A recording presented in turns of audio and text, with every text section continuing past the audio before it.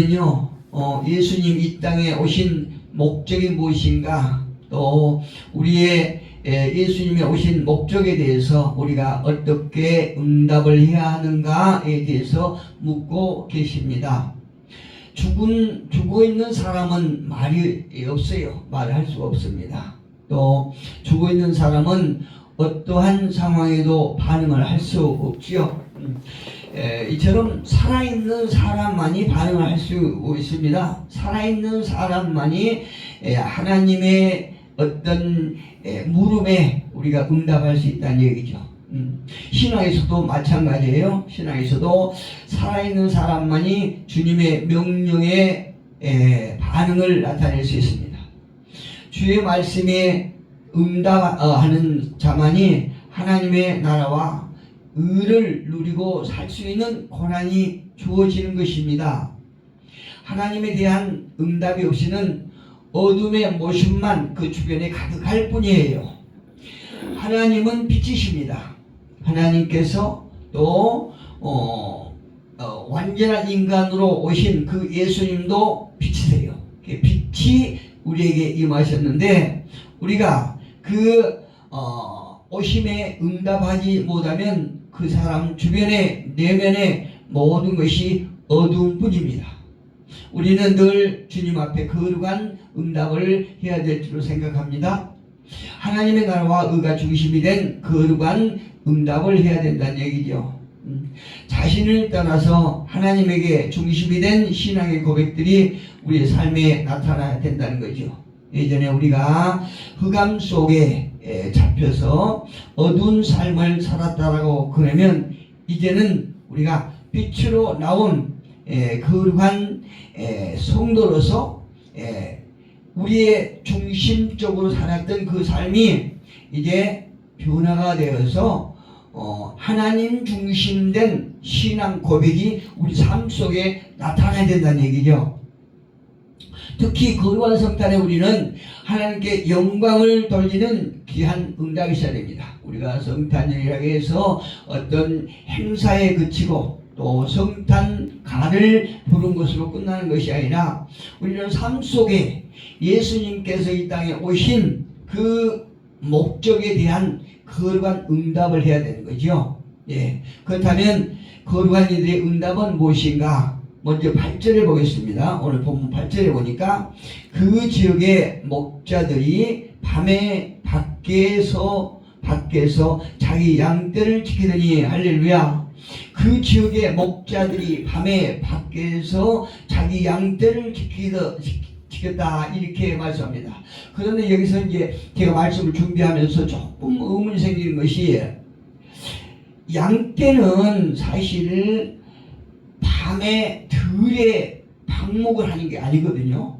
소독을 해. 모든 짐승이 특히 지금 우리가 지금 예수님의 오신 그 탄생을 기념하는 12월 25일은 몹시 춥지 않습니까? 그런데 이때 목자들이 밖에서 양을 쳤다는 것은 조금 무엇이 있는 것 같아요. 그래서 언제 같은 것 같은데 우리 12월 25일이 예수님께서 오신 날이다 이건 아니라는 거죠.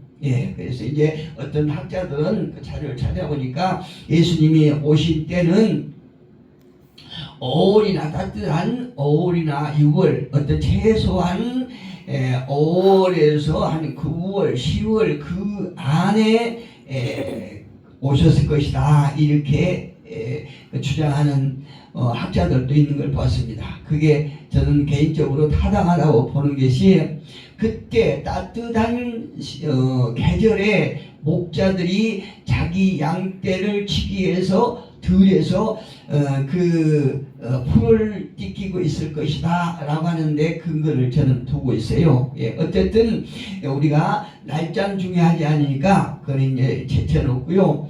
성경에 말씀하시기를 그 지역의 목자들이 밤에 밖에서 자기 양떼를 지키더니 라고 이렇게 말씀하고 있습니다. 그런데 우리 잘 아시다시피 유대인들 중에 목자는요 아주 가장 천한 직업이라고 합니다. 천한 직업. 많은 직업 속에서 이 목자라고 하는 직업이 천한 직업이에요. 그 이유가 무엇이냐? 종교 예식을 지킬 수가 없기 때문에 천한 직업을 치는 거예요. 예, 선호한 직업이 아니라는 거죠. 예. 그리고 율법의 규례상 이 목자라고 하는 직업이 냄새난 직업이잖아요. 그 양들에 이렇게 뒤처리를 하고 이렇게 해서 냄새난 직업이에요. 한마디로 얘기하면 더러운 일을 하기 때문에 목자들의 이 직업을 천한 직업으로 이렇게 여겼던 것 같아요. 우리가 성경에 보면은 다인 역시 들에서 양을 치기 위해서 그냥 사자나 곰과 같은 맹수들과 싸웠다고 이렇게 얘기를 성경에는 밝히지 않습니까? 어쨌든 중요한 것은 예수님이 이 땅에 오신 것은 온 세상 죄를 지고 가실 분이 이 땅에 오셨다는 것이에요. 예수님이 나셨다는 게 중요한 사실이니, 그리고 10절에 보니까, 본문 10절에 보니까 천사가 이르되 무서워하지 말라, 내가 온 백성에게 미칠 큰 기쁨의 소식을 너희에게 전하노라, 이렇게 말씀하고 있지요. 요한복음 1장 29절에는 이 예수님을 가리켜서 세상 죄를 지고 가는 어린 양이라고 이렇게 말씀하세요.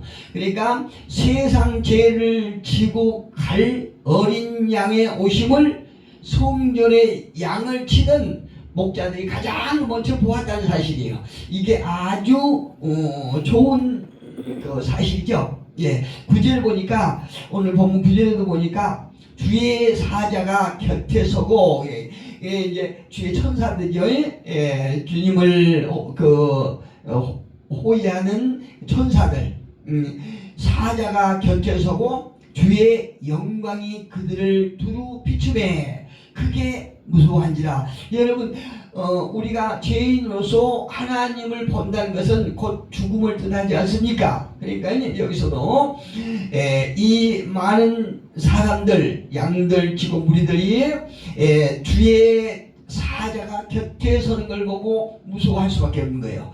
주의 영광이 두루 비침에 크게 무서워하는지라. 특히 누가복음 보면은 그 천사들에 대해서 강조를 많이 하는 걸 볼 수 있어요. 다시 말씀드리면은 성막과 솔로몬 성전에 가득 찬 하나님의 임재를 상징하는 영광이 구름이잖아요. 구름을 의미하는데 이것이 바로 하나님의 빛을 의미하기도 하죠. 그러니까 죄인인 인간에게 하나님의 영광을 본다는 것은 곧 죽음을 뜻한 거예요. 그런데 구약시대 때 이와 같은 현상을 죄악된 인간이 본다는 것은 곧 죽음을 의미하기 때문에 무서움을 느끼는 것은 당연한 거죠. 그런데 이렇게 목자들이 무서워할 때 어떤 일이 생기느냐? 10절에 보니까 천사가 이르되 무서워하지 말라, 보라 내가 온 백성에게 미칠 큰 기쁨의 좋은 소식을 너희에게 전하노라. 목자들은 이 하나님의 영광을 보는 것을 두려워하지만, 그러나 그들에게 안심시키면서 무서워하지 말라, 보라 내가 온 백성에게 미칠 큰 기쁨의 소식을 너희에게 전하노라, 이렇게 말씀하고 있어요. 그러니까 이 아기 예수의 탄생은 바로 인류에 참으로 더할 수 없는 좋은 큰 기쁨의 소식이라는 얘기죠. 14절에 보니까 이 아기 예수가 오심의 의미가 무엇이냐? 지극히 높은 곳에서는 하나님께 영광이요, 땅에서는 하나님이 기뻐하시는 사람들 중에 평안하다. 할렐루야. 하늘에서는 하나님의 영광이요, 이 땅에서는 사람들 중에 평안하다. 사람들에게 평안을 주기 위해서 이 땅에 오시다는 거지요. 누구에게요? 하나님께서 기뻐하시는 사람, 즉 은총을 받은 사람. 다시 말씀드리면 저와 여러분에게 하나님께서 평안을 주기 위해서 이 땅에 사람으로 완전한 사람을 입고 이 땅에 오시는 순간이에요. 평화의 왕이신 예수님께서 오신 목적이 바로 이것입니다. 사람의 마음속에 평화를 주러 오신 것입니다. 할렐루야. 예, 요한복음 14장 24절에 14장 27절에 예수님이 어떤 분인가를 자세하게 설명해 주고 계십니다. 평안을 너에게 끼치노니 곧 나의 평안을 너희에게 주노라. 내가 너희에게 주는 것은 세상이 주는 것과 같이 아니하니라. 우리가 여기서 예수를 믿는 사람과 예수를 믿는 사람들의 가치관과 그렇지 않는 사람들의 가치관이 너무나 차이 나는 거예요. 세상 사람들은 이 땅의 모든 것을 가치 삼고 있지만 우리 믿음의 사람들은 하나님의 나라 보이지 않지만 존재한 한 것에 대한 가치를 우리는 우선하고 있다는 사실이에요. 여기서 놀라운 차이가 있는 것입니다. 당시 로마 제국은요, 겉으로는 평화를 유지한 것 같죠. 강력한 어떤 강력한 힘으로 인하여 아주 평화를 이렇게 유지한 것 같지만, 그렇지만 그것은 막강한 군사력을 앞세워서 반대 세력을 무참하게 짓밟는 무서운 공포정치에 불과했던 거예요. 그때 당시 우리가 역사를 보면 잘 나와 있지 않습니까? 그러니까 그때 로마 시대 때나 오늘날의 정치하는 그 풍토나 똑같은 것 같아요. 오늘날의 이 정치도 때로는 어떤 선정을 베푸는 그런 통수권자도 있었지만, 그럼에도 불구하고 어떤 때는 그 옳지 않는 내면의 어떤 강력함의 악의 세력이 존재하는 이런 통치자들은 완전히 어떤 국민들에게 공포정치를 하는, 어떤 권력을 앞세워서 공포정치를 하는 이런 정치인들도 우리가 경험하고 있다는 얘기예요. 여러분, 사람과 사람 사이에 평화가 이루어지려면 어떤 현상이 일어나야 됩니까?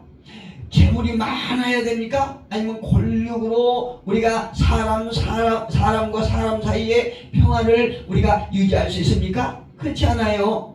에베소서 2장 우리가 사람과 사람 사이에 평화가 이루어지기 위해서는 먼저 우리가 사람과 사람 사이에 먼저 하나님과 사람과의 평화가 이루어져야 된다는 거죠.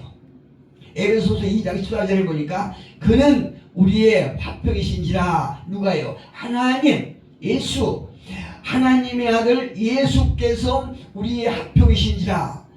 둘로 하나를 만드사 온수된 것 곧 중간에 막힌 담을 자기 육체로 오시고. 대단히 중요한 말씀이죠.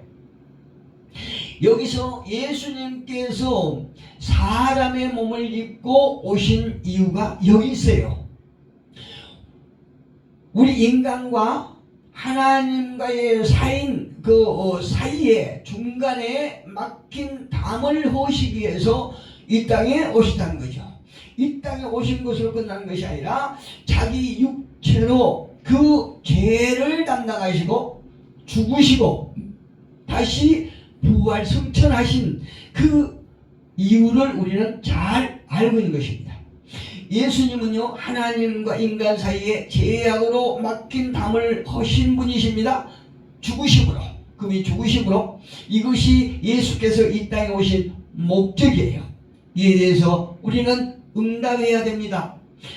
예수님께서 하나님께서 육체의 몸을 입으시고 이 땅에 오신 그 이유에 대해서 우리는 응답해야 된다는 거죠. 16절을 보니까 2장 16절에 보니까 이렇게 말씀하고 있어요. 빨리 가서 마리아와 요셉과 구에 누인 아들을 찾아서 보고 천사가 자기들에게 이 아기에 대하여 말하는 것을 전하니. 할렐루야. 먼저 이와 같이 순종하는 모습을 우리는 보여야 돼요. 하나님 말씀에 우리는 순종한 모습을 보여야 된다는 거죠. 먼저 하나님은 순종의 모습을 보여주고 계십니다. 16절 17절에 나와 있죠. 빨리 가서 마리아와 요셉과 구유에 누인 아기를 찾아서 보고 천사가 자기들에게 이 아기에 대하여 말한 것을 전하라. 이 아기가 어떤 존재인지를 우리는 전해야 된다는 거죠.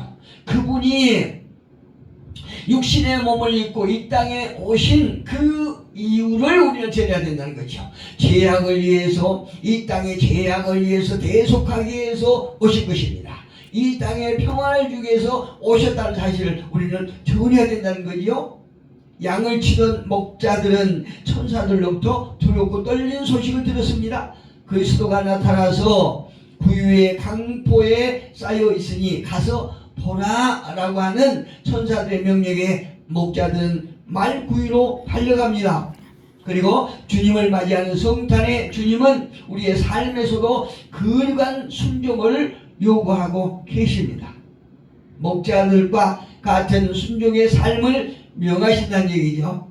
성탄을 맞이하는 우리도 그 명령을 들을 수 있어야 됩니다.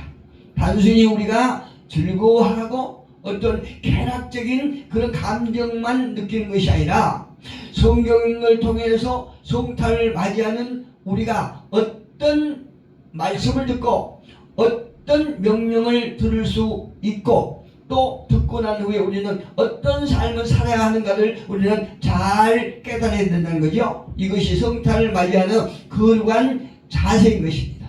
로마서 10장 13절 이하에도 보면 이렇게 하죠. 누구든지 주의 이름을 부르는 자는 구원을 얻으리라. 할렐루야. 그런즉 그들이 믿지 아니한 일을 어찌 부르리요? 듣지도 못한 일을 어찌 믿으리요? 전파하는 자가 없이 어찌 들으리요? 보내심을 받지 아니하면 어찌 전파하리요? 기록된 바 아름답도다 좋은 소식을 전하는 자들의 발이여 함과 같으니라. 할렐루야. 저와 여러분 어떤 자도 우리에게 복음을 전한 이들이 없었다면 그 누구도 복음을 받아들일 사람이 없어요. 우리 모두가 다 한 사람 한 사람이 다 우리에게 각자 우리 심령에게 복음을 좋은 소식을 전하였고 또 하나님의 은혜로 우리가 그 복음을 받아들였기 때문에 하늘의 백성이 된 것입니다.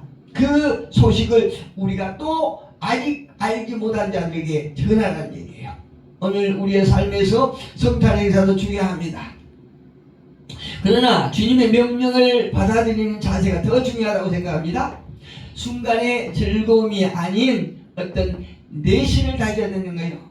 예수님의 어소비에 말씀드린 것처럼 예수님이 하나님이 참신신 하나님께서 참 인간으로 온전한 인간으로 이 땅에 오신 그 목적이 무엇인가에 대해서 우리가 깨닫게 되면 우리가 죄인이라는 것을 하나님 앞에 죄인이라는 것을 우리가 깨닫게 되는 거죠.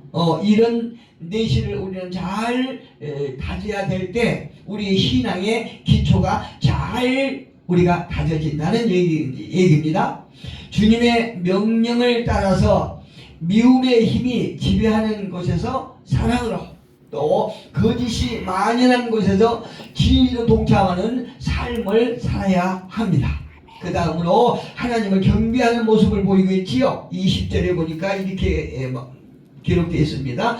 목자들은 자기들에게 이르던 바와 같이 듣고 본 그 모든 것으로 인하여 하나님께 영광을 돌리고 찬송하며 돌아가니라. 할렐루야. 예, 목자들은 먼저 아기 예수님께 달려와서 그에게 경배하고 찬양했다고 합니다.